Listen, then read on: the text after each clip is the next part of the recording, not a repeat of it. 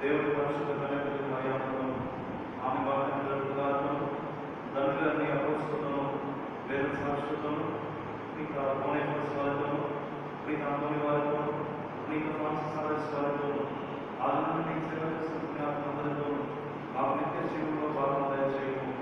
అప్పుడు వారితో కలిసి నేను నీ కుమారుడు యేసుక్రీస్తు ద్వారా నిన్ను స్తుతించి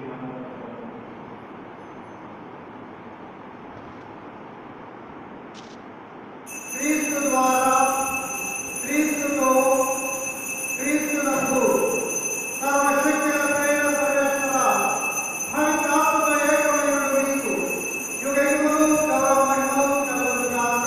ఆమేన్.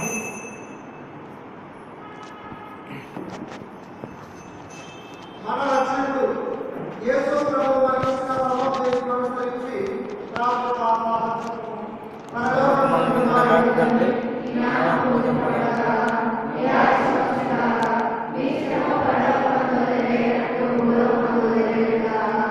మనటికి కావలసిన మాయనము మాకు ఇటువంటి